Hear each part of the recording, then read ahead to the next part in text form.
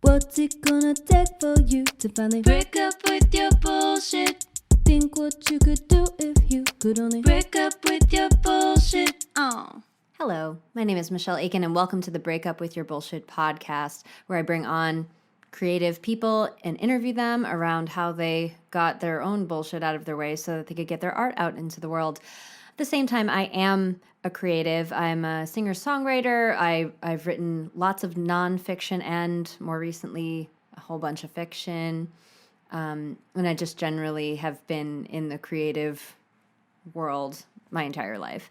So I've started doing these one-off solo podcasts where I just discuss a topic that one of the boops from our Break Up With Your Bullshit Facebook group suggests. And I asked a bunch of them for topics and then noted which topics got the most likes from everyone in the group. And so before I get to that today, our live event, Break Up With Your Bullshit Live, which is a digital event happening on Zoom on February 20th, is now sold out, which is so exciting. It's going to be such an incredible day, and you can check out a waiting list for the next one. I'm not sure when I'm going to do it again exactly, but if you are interested in coming to an all-day event with guest speakers where we kind of dive into particularly what bullshit is in your way and how to move past it and how to put accountability structures in place in order to do that, then get on the waiting list. On to today's question, which was asked by Jessica Blue, one of our founding boops of the Break Up With Your Bullshit community. And she asked, or this was her comment, lone wolf tendencies as a creative and how to allow for more support/collaboration and what makes that possible. So first of all, I'm a total lone wolf when it comes to creative endeavors. If you look back on my music YouTube page, Smush21, on YouTube, you'll see a lot of music videos that I made that had annotations at the beginning of them, which I think there's still annotations on YouTube videos, but it's like, I might have even deleted them because I got embarrassed about this later, but I used to put a little annotation or a little note at the beginning of the video saying, I film all of my stuff alone in my apartment, which I was very proud of, which, on the one hand is very impressive, to do the level of production that I was doing all by myself. That takes a lot. On the other hand, it also limits what's possible. It's sort of, I've talked about this before, it's sort of like doing the term paper the morning it's due, like doing it on hard mode and having that be the shtick or having that be what makes it amazing. Now, in this saturated time of the internet and all the content that people could look at, I will not argue against the idea of needing a shtick or needing something that makes your thing unique and stand out from other people. So I think on that front, it was smart of me to kind of say, hey, I do this all by myself and have that be a thing.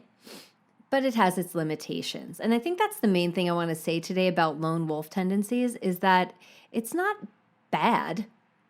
It just has some limitations, just like anything. Any way that you decide to work on a creative project is going to have some form of limitation. Because if you think about doing a group project in English class, most people's worst nightmare, there's limitations to that. There's also some possibilities. If you get a good group, if you have a good group of people who can work together or a good team lead, which really never happens because why would anyone in high school be good at leading a team if you haven't been trained in it? There's a lot of possibility available. There's also a lot more red tape. There's more checks and balances and people that need to agree on things, and that can stunt the flow of creative energy. It could also be the source of the flow of creative energy. So if you're going to work with other people, there's going to be a learning curve. Because let's face it, when you do something by yourself, when you're working alone, there's less steps.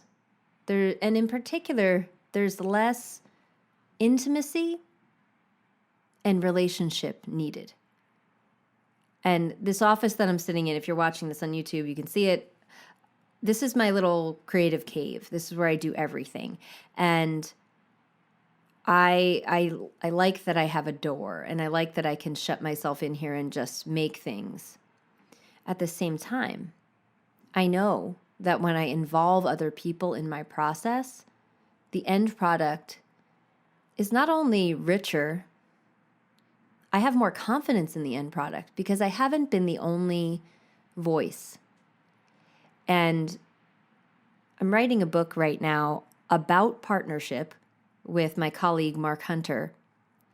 And he was the senior program leader of my coach training program that I took in 2012. Today, I am a senior program leader in that company. There's not that many. It's a big deal to actually stick around long enough to become a senior leader. And that process, I did not do alone. And so he and I are writing a book. We've been working on it for 3 or 4 years now, about the trajectory and transformation of our relationship and how we went from really not knowing how to work together at all to working very well together, to the point where like we need each other in order to be able to get to the next levels and to be paying attention to our own growth. And we learned to rely on one another.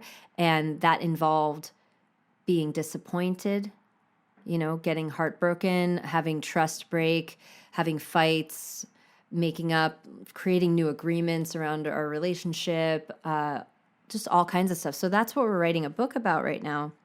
And even the process of writing the book, he writes nonfiction, and he writes his last book on leadership. It's called The Brink. It's really great.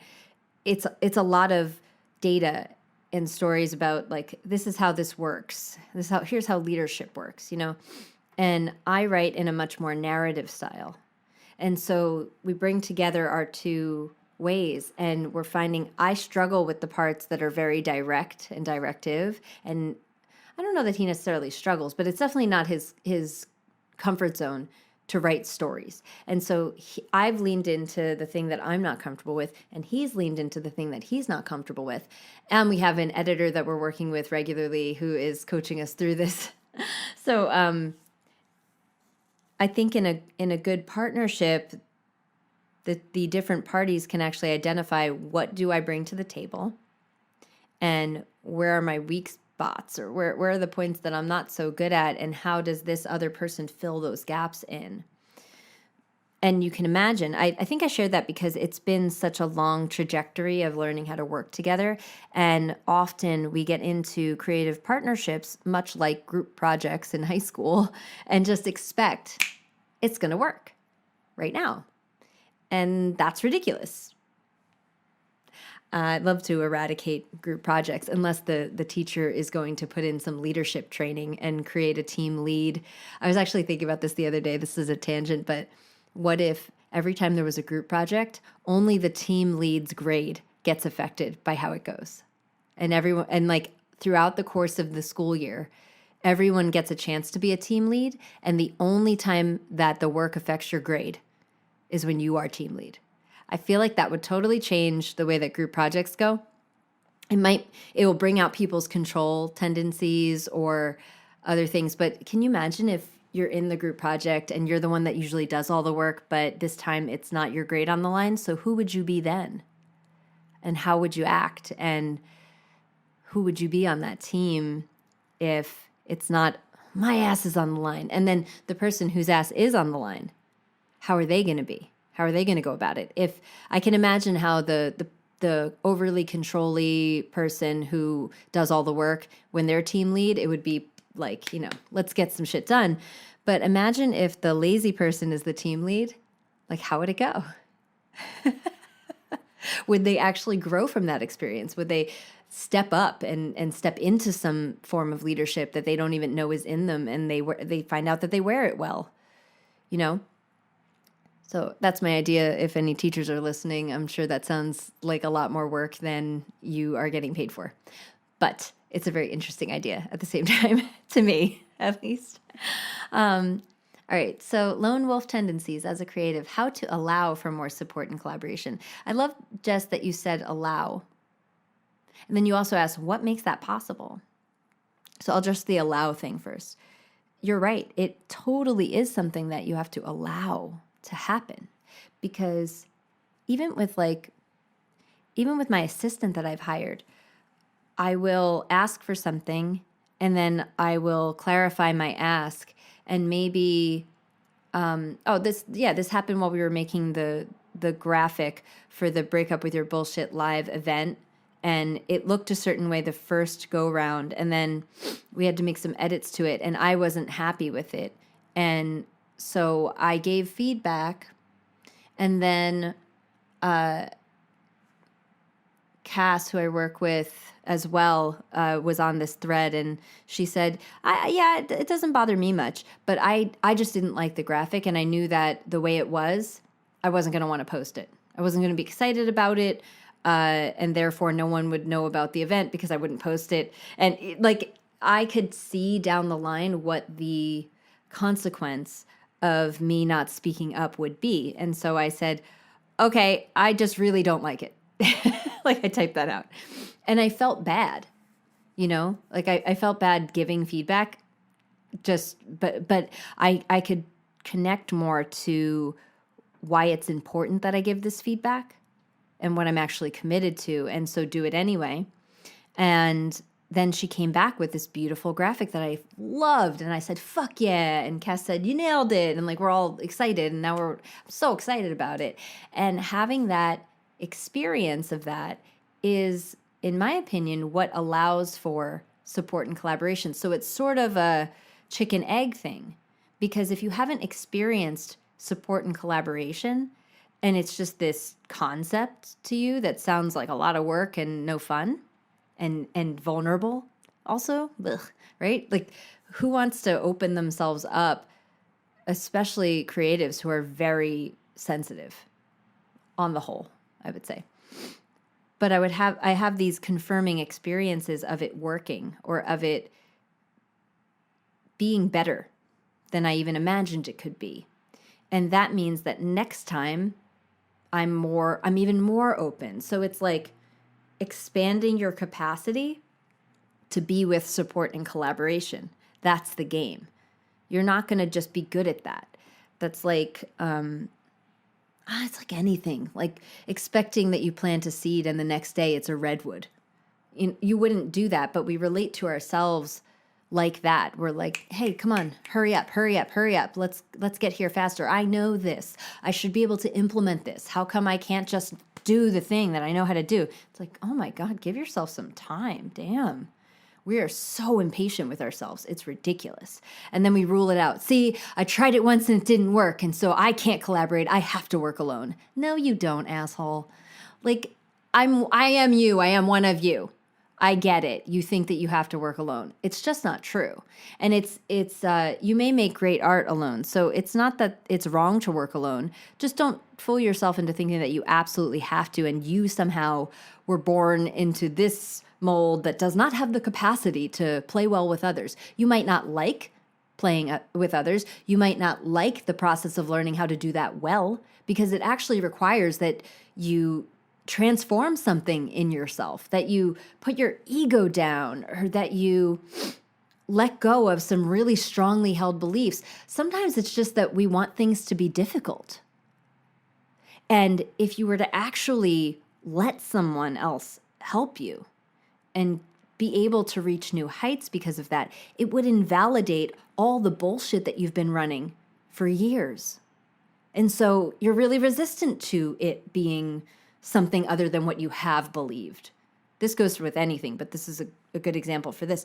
You've been running a whole bunch of bullshit for years and years and years. I can't, I won't, I don't work like that. That's not how I am. Very strong, firmly held beliefs about yourself. And then here comes somebody who's going to just poof, disprove all of that shit in a moment. And they might. And then how stupid will you feel for a second? And this is the thing, personal transformation and growth is about learning how to be kind of embarrassed and just sit with that feeling. Okay, so there was something I didn't know. Imagine how much you could get done if you didn't waste time ruminating on how stupid you feel.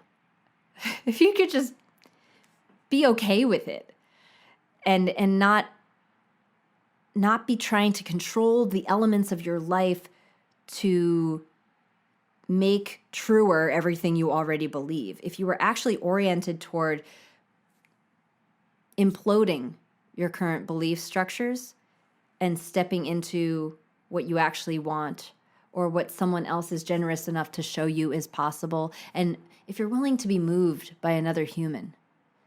That's what partnership and creative collaboration is about. It's about being moved.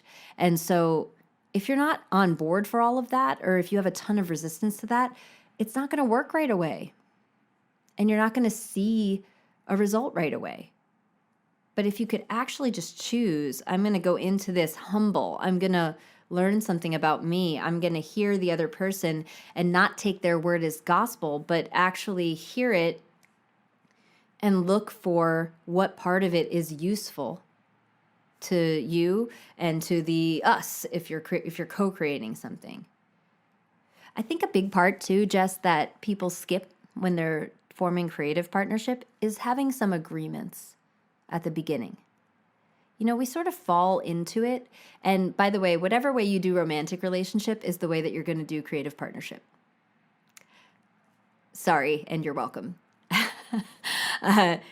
If you're someone who just sort of, and this is me, just kind of jumps into relationship really, really quickly and goes really fast. That's how it goes for me with creative partnership as well.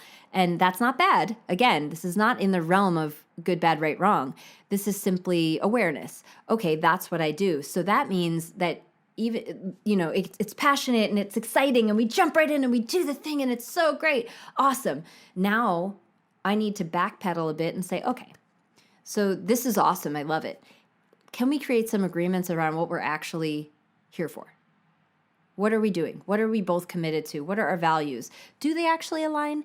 And be willing to not let that initial burst of passion and it's working so well together be either true or false based on what happens next. You know, like, oh, I made a mistake. This wasn't the person. Or, you know what, that person wasn't the right person for me because absolutely every little thing doesn't line up with them. No, you got to work together to create the partnership. It doesn't just manifest out of nothing. And anyone who is in a marriage where they're working on it will tell you this as well, because it's the same thing. You have to actually reinvent regularly and right off the bat. And it seems like a lot of work, or it might sound like a lot of work, but so does bench pressing a certain amount of weight until you've been regularly practicing with dumbbells and you get to the point where that weight doesn't feel the way it would have 6 months ago, but you've been practicing. This is, again, why orienting yourself toward a process rather than a result that you need to see happen immediately is so important. It's so important, because you're going to build these muscles, and this is going to get easier. And it's not just going to get easier in your creative partnership. You're going to be able to take that and apply it to every other relationship in your life. The only thing I'd caution you against is getting a little too excited about applying it to your family, because that's usually the place it's toughest to implement something new. Not impossible, just tough. And I think sometimes we sabotage by going, okay, that's going really well here, I'm going to go work on that with my mom. And it's like, slow down, because family is a lot of history. And they share the same fears as you, and they've got a lot of the same stuff as you. So that can be dicey to go and expect it to go well there. That's also a process. And every process has its own amount of time that it takes, just like pasta. If you make angel hair pasta, that takes 3 minutes to boil. If you make bow ties, they take 8 minutes or 11 minutes. You know, like different pasta takes different time to get soft. And so I would relate whatever the hardest pasta is. Maybe someone who's listening to this who knows a lot about pasta can tell us what's the hardest pasta. What's the pasta that takes the longest in the water to soften up? And there's going to be some people who are like your angel hair, where it just works quicker, but you still need that boiling water. You can't just take angel hair out of the package and eat it. That's really gross. So you might just be chewing on angel hair right now if your partnership isn't working. I really like this metaphor, by the way. This is going very well. So the last part of your question, Jess, was what makes it possible? What makes it possible to allow in support and collaboration? I think I've kind of answered this because I think really what makes it possible is that you practice, is that you have some experience of it so as to expand your capacity to be with everything that happens when you let someone else into your process, which is it's a vulnerable thing. And showing your work in process to another human is like getting naked. It's vulnerable. And can you imagine if you were comfortable naked with yourself, if you were comfortable naked with another person? This is a metaphor. It probably applies, in the literal sense, but if you could actually stand in front of the mirror naked and be like, yeah, that's me. How powerful would you be then if you weren't trying to cover it up and make it perfect and have it not look a certain way for other people? And you could just be naked in a room with a whole bunch of other people that you're collaborating with and no problem. Just sing the thing that comes to mind, share the piece of writing, show the half-finished painting and where you're stuck, and be able to allow other people to be naked with you. I feel like the sky's the limit. Nothing you can't do then, because you're not scared and you're not pretending and you're not protecting anymore. And now we have a chance to do some real honest art.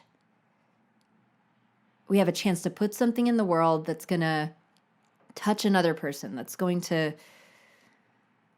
make someone feel seen because you were willing to be seen in the process. And you really got to the thing, the message, the purpose behind what you're making. And it wasn't just something that you put together to look good for other people. I think that's also a thing we like to, I'm speaking for myself, but I just always wanted the finished product to be so pristine, not because I was committed to excellence, but because I just wanted to look good for other people. And that has its limits as a what for. Like, if that's your what for, oh, what are you doing this for? I'm doing it to look good for other people. No one really says that. No one's that honest, right? But that can work for a period of time. And eventually, I think either the work itself peters out or your drive for it goes away, because it's a pretty winless game. And even when you win that game, that's lonely. When everyone thinks you're perfect and you've got it all figured out, extremely lonely. So at some point, someday, the needs that were getting met from doing it that way will cease to be met. And that's why I love working in collaboration with people, because there's just so much available there. And you can get checked on your shit. You can get checked on what you're doing things for and actually, come to new places and discover new things that you want to say to the world. Not that you can't do that alone, but I think you can do it faster with a partner. You can not spend so much time going down one road, and all it takes is someone to go, hey, why are you going down that road? And for you to take a moment to think about it, for that spell to break, and for you to actually realize, oh, that's not even what I was trying to do. We just have blind spots as human beings. So creative partners can show you your blind spots and help you get somewhere faster, I think. But less comfortable. So thank you, Jess Blue, fabulous Boop, for giving us that question. And we will be back next week. I have a very special guest next week. Again, they're all special, but my friend Corinne Fisher, who is the host of the Guys We Fucked podcast, which is a fantastic podcast. Also, she has another one called Without a Country. If you like hearing your news from unbiased people who are just going to discuss it and look to understand and dissect it, Without a Country is great. Yes, so she's our guest next week. And I can't wait for you to hear this interview. It's so much fun. So thank you so much for listening. This has been the Break Up With Your Bullshit podcast. I'm Michelle Akin. See you next week. Bye. Break up with your bullshit.